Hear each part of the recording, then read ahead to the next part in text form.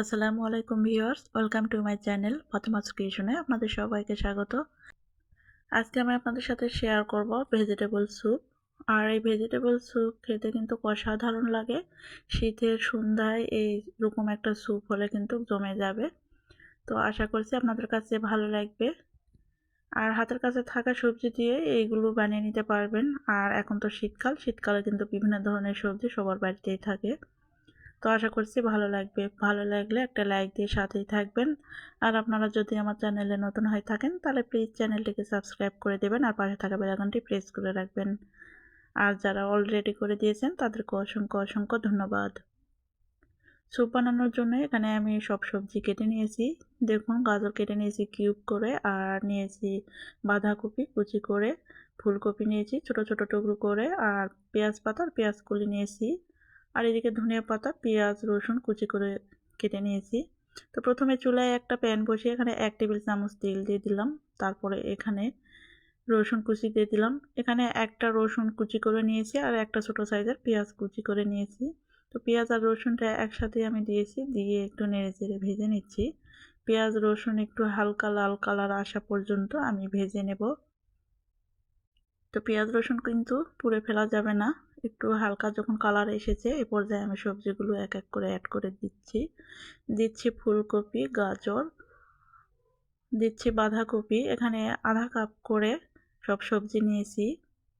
আর দিচ্ছি কিছু পেঁয়াজ কলি আর পেঁয়াজ পাতা। তারপর স্বাদ অনুযায়ী একটুখানি লবণ দিয়ে দিচ্ছি। দিয়ে সবজিগুলো নেড়ে চেড়ে একটু ভেজে নিতে হবে। সবজিগুলো সফট হয়ে আসা পর্যন্ত প্রথমে আমি ভেজে নিচ্ছি।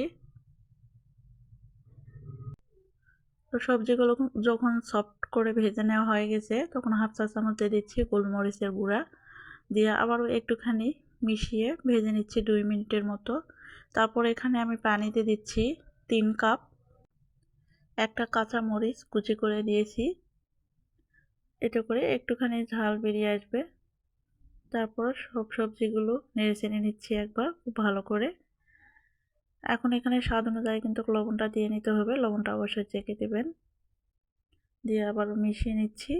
তারপর এখন ঢাকনা দিয়ে ঢেকে আমি রান্না করব 8 থেকে 10 মিনিট মিডিয়াম আঁচে, এতে করে সবজিগুলো সেদ্ধ হয়ে যাবে।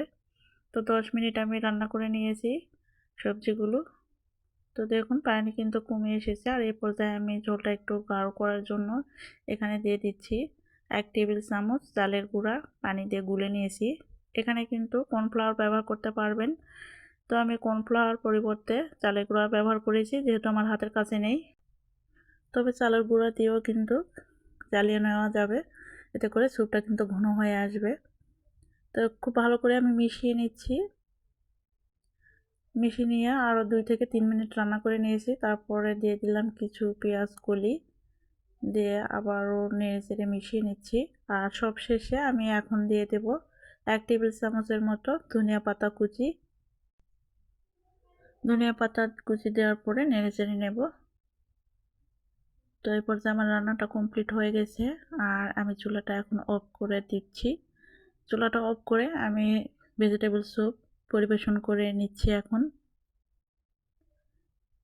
তো এই তো রেডি হয়ে গিয়েছে আমার ভেজিটেবল স্যুপ। আর এইরকম একটা ভেজিটেবল স্যুপ শীতের রাতে খেতে কিন্তু দারুণ লাগে। হাতের কাছে থাকা সবজি দিয়ে বানিয়ে নিতে পারবেন, খেতে কিন্তু অসম্ভব মজার। গরম গরম এই শীতের দিনে বা রাতে বা সন্ধ্যায় তৈরি করে নিতে পারেন।